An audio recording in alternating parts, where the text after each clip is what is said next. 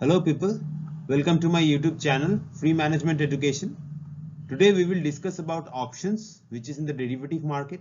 The topics that will be covered here today are call option, put option and the various concepts like in the money, at the money, out of the money concepts, and also the option pricing valuation models like binomial model and Black-Scholes model.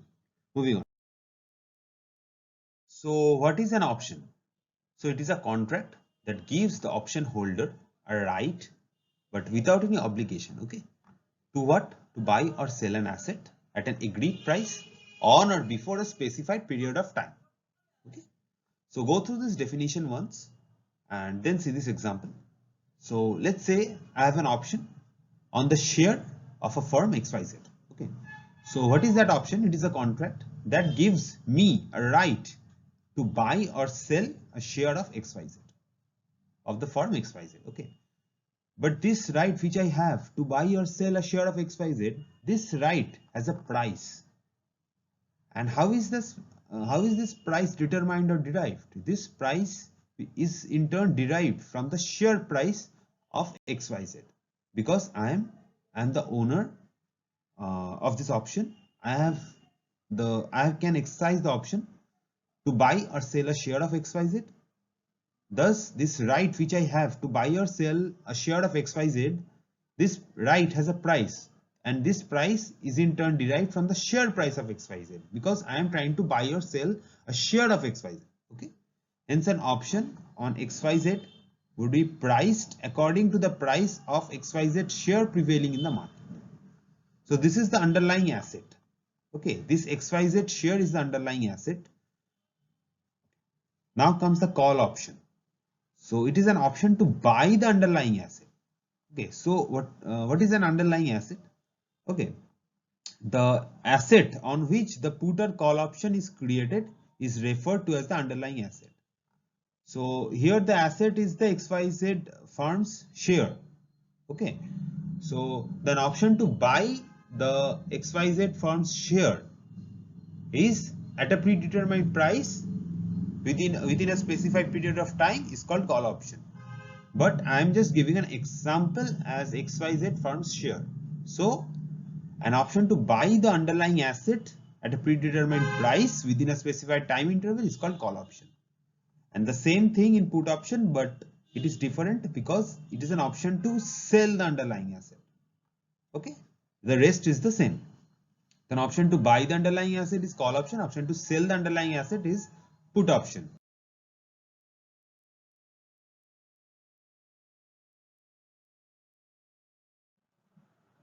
Okay, now comes the basic terminologies. Okay, the buyer or holder of the option, that is the person who obtains the right to buy or sell, okay, but no obligation to perform, is called the owner or holder of the option. The one who buys an option has to pay a premium to have that right, obviously. So the person who obtains the right to buy or sell an asset, in the previous example, that would be the XYZ firm's share. The right to buy or sell the XYZ firm's share, but no obligation, is called the owner or holder of the option. The writer or seller, okay, it is the one who confers the right to the holder. I am the writer. Suppose I am the writer or seller, then I am conferring this particular right, that is the right to buy or sell an option to someone. That person is the holder. Okay. To confer this right, the writer charges a premium. I will charge a particular amount. After that, I will give that particular right. I will confer that particular right to the holder. Premium is the amount which I am receiving while conferring this right. Okay. This is paid by the holder to the writer, and is also called price of the option. Now comes the strike price or the exercise price. Okay. The predetermined price at the time of buying or writing of an option, at which it can be exercised, is called the strike price. This price is predetermined. Okay, that is decided before. That is the strike price or the exercise price. Please go through the definitions several times to understand it. European or American option.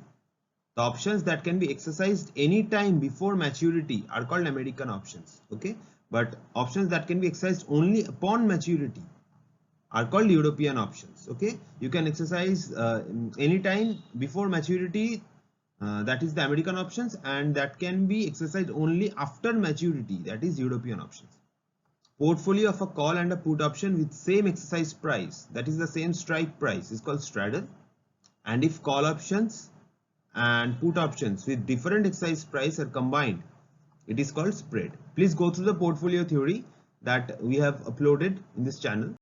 Okay, so I hope this is all clear to you.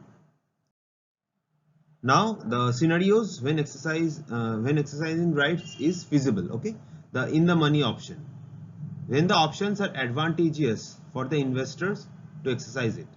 For the money call options, exercise price is less than the current value of the underlying asset, while in case of the money put options, the exercise price is higher than the current value of the underlying asset. Okay, just go through these red marks, okay, the highlighted portions. Out of the money, these aren't advantageous. Okay, in the money is advantageous, but out of the money is not advantageous. You can just remember the names, that out of the money, that I have no money, so it is not advantageous for me. Okay, when the options aren't advantageous for the investors to exercise it. For call options, exercise price is higher than the current value. Okay, if current value is 25, then the exercise price, that is the price, that is the strike price that are they charging, is much more than rupees 20. So obviously it is not advantageous. For out of the money call options, exercise price is higher than the current price of the underlying asset, while in case of the put options, exercise price is lower than the current value of the underlying asset. Okay, so in the money is advantageous, and in call options, exercise price is less than the current value of the underlying asset, and in put option, exercise value is higher than the current value of the underlying asset. But in out of the money, it is not advantageous to exercise it for the investor. Here in call options, exercise price is higher than the current value of the underlying asset, but in put option, exercise price is lower than the current value of underlying asset. Now the last one, at the money, when the asset price equals exercise price. Here the asset price is equal to exercise price. There is no greater or lower. Okay, it is called at the money option. Here holder of a put or call option does not lose or gain whether or not he exercises his option. Okay, I hope this is clear. In the money is advantageous, out of the money is not advantageous, at the money where asset price equals exercise price. Okay, and in the money, in call option, exercise price less than the current value. In put option, exercise price is higher than current value. In out of the money and call option, exercise price is higher than current value, and in put option, exercise price is lower than current value. Okay, moving on. Now when to exercise the call option. Okay, so here the share price is also the spot price, which I have mentioned here. Strike price is the exercise price, which I have mentioned earlier. Okay, so here you will exercise call options when share price at expiration, that is the spot price, is greater than the exercise price or strike price. And you do not exercise call options when share price at expiration or the spot price is less than equal to exercise price or strike price. The value of the call option at expiration is maximum of share price minus exercise price, comma 0.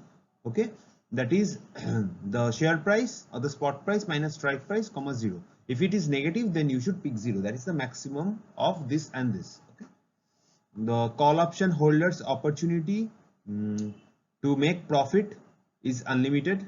The greater is the market value of the underlying asset, the larger is the value of the option. It is obvious because we have read in the definition that the options derives its value from the value of the underlying asset. Okay, and this definition is just this part only. Okay, just go through this. If share price is on or share price on or below the exercise price, the call buyer will not exercise his option. Okay, just this lines I have written this over here. Just go through this. The buyer will choose to exercise his option only if the value of the underlying security or the asset rises. Obviously, seller has the obligation to deliver the instrument. The buyer do not have the obligation. Okay, but the seller has the obligation to deliver. The seller of the option will not incur any loss when the price of the share is less than the exercise price. Okay, since the buyer will not exercise his option. Okay, there is no option for the seller to incur any loss, because it's up to the buyer when he or she will exercise his option, and if the share price is less than the exercise price. See here, if the share price is less than the exercise price, then the buyer will not exercise the call option, and therefore the seller will not incur any loss. However, if the share price rises and goes beyond the exercise price, the potential loss of the call seller is very high. Obviously, if the share price rises and goes beyond the exercise price, then the potential loss of the call option seller is very high. So remember this also, when there is an option for loss or no loss.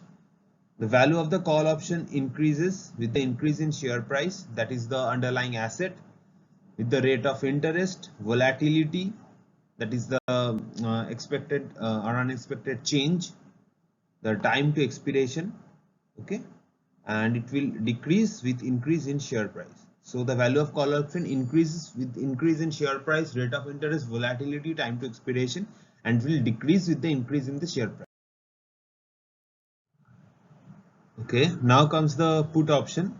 Okay, so you exercise put option when exercise price is greater than the spot price or the share price at expiration, and you do not exercise put option when exercise price is less than equal to the share price or spot price. The value of put option at expiration is max of exercise price minus share price, comma 0. In the previous one, that is in the call option, it was max of share price minus exercise price, comma 0. The value of put option is 0 when it is out of the money. Okay. The potential profit of put option buyer is limited since share price cannot fall below 0. The potential profit of call option buyer was unlimited. Just see the previous slide or just go back the video. Okay. An example to make this concept clear. Suppose you buy a 3-month put option of a company share at an exercise price of the strike price of ₹60. Okay. Very fine. The current market price of the share is ₹55. Okay, the current price is 55 and you buy the 3-month put option at ₹60. And if the price actually falls to ₹40 after 3 months, okay, you will exercise your option. That is, what will you do? You will buy the share for ₹40 from the market and deliver it to the put option seller or writer to receive ₹60. Okay, I am selling and delivering it to the put option seller for ₹60, that is the original price. Your gain here is ₹20, ignoring the put option premium, transaction costs and tax. If I include this, the gain will be 10 or 8, something like that. Okay, the put option buyer gains is the seller's loss. Obviously, you can see from the example, the put option buyer's gain is the seller's loss. The potential loss of the put option seller is limited to the exercise price. Okay, maximum loss that a put option seller can be the exercise price. That is, here is ₹60. The maximum loss of the put option seller will be ₹60, because the buyer has to pay a premium to seller, okay, for purchasing a put option. The potential profit of the buyer and the potential loss of the seller will reduce by the amount of premium. Okay, the buyer has to pay a premium. Okay, I have defined what premium is. The buyer has to pay a premium to the seller of the option for purchasing the put option. Okay, obviously the potential profit of the buyer and the potential loss of the seller will reduce by the amount of premium. If the premium is ₹10, then the buyer's gain is the seller's loss, and the buyer's gain will be ₹10 and the seller's loss will be ₹10. Okay, a put option's value will increase with increase in exercise price, volatility, time to expiration. It will decrease with increase in share price and rate of interest. Okay, it will increase with decrease in share price. In call option, the values would have increased with increase in share price, but here in put option, the value of put option will decrease with increase in share price and rate of interest. Okay, but here put options value will increase with increase in share price. Okay, go through them clearly and go through this. This is most important. Okay. Now the factors determine the option value or pricing. Intrinsic value, that is the value attached to the option it is exercised. If it is exercised, now it's called the intrinsic value of the option. I have mentioned all of this in the previous one. Call option, it's max share price minus exercise price, comma 0, and for put option it's max exercise price minus share price, comma 0. The value of the put option can never fall below its intrinsic value. Okay, it is the value attached to the option if it is exercised. The value of the factors determining the option value, the value of the underlying asset and exercise price, obviously it is in the definition. Volatility of the underlying asset, that is, the greater is the risk of the underlying asset, greater is the change in the prices, or the in any internal factors, the greater is the risk of the underlying asset, greater is the value of the option. Okay, we have read this before, that more the risk, the more is the value of the option. Then comes the interest rate. Holder of the call option pays exercise price not when he buys option, rather later on when he exercises the option. Okay. So interest rate is the prevailing market interest rate. The exercise price will depend on the prevailing market interest rate. Obviously, the exercise price here until expiration of the option. Value of the call option will increase with rising interest rate, since the present value of the exercise price will fall. Obviously, in case of put option, the buyer receives the exercise price, and therefore, as the interest rate increases, the value of put option will decline. We have read that in put option in the details previously. Go through it carefully. The time value, obviously, if it is dependent on interest rate, then obviously with time, the time value will matter here. Okay, the time value of money concept will matter here. The present value of exercise price will be less if time to expiration is longer. Okay, and therefore value of the put option will be higher. Okay, present value of exercise price will be less if time to expiration is longer. Okay, remember this, when time to expiration is longer, present value of exercise price will be less. The value of the call option decreases and the value of put option increases in case of dividend paying shares. Okay, if I am paying dividend, then obviously I have less money to expand my business, then the value of call option decreases and the value of put option increases. Now the concept of binomial model and Black-Scholes model, these are the just concepts. Okay, just remember this. The binomial option pricing model values options using an iterative approach, that is the repetitive approach, utilizing multiple periods to value American options. Okay, the American options which can be exercised before maturity. There are two possible outcomes with each iteration, move up or move down, that follows a binomial tree. Okay, there are two possible outcomes. Obviously in binomial distribution you have read that there are two possible outcomes only. Example, like there may be a 50-50 chance that the underlying asset price can increase or decrease by 30% in one period, but for the second period, however, the probability that the underlying asset will increase may grow to 70-30. Okay, here it was 50-50, here it is 70-30. The major that is the only two outcomes. Okay, move up or down. The major advantage of binomial model is that they are mathematically simple, yet this model can become complex when we can use in a multi-period model. Now the Black-Scholes model. The Black-Scholes model requires 5 input variables, like the strike price or the exercise price of an option, the current stock price, the time to expiration, the risk-free rate, and the volatility. Okay, the standard BSM model is only used to price European options, whereas binomial model is used to price American option. Okay, assumptions here, the rates of return are log normally distributed. Okay, just read the assumptions because it is useful for UGC NET examination. Okay, the value of the share and risk-free rate are constant during the life of the option. Okay, the markets are efficient here and there are no transaction costs or taxes like the perfect capital markets. No dividend to be paid on the share during the life of the option. Okay, I hope this is clear now. So thank you for watching this video. My email ID is given in the description box, and if you have any doubts, feel free to comment or contact me. My email ID is given in the description box. Also, if you want some specific videos on some specific topics, feel free to comment or reach out to me. Thank you. Stay safe. Take care of your family.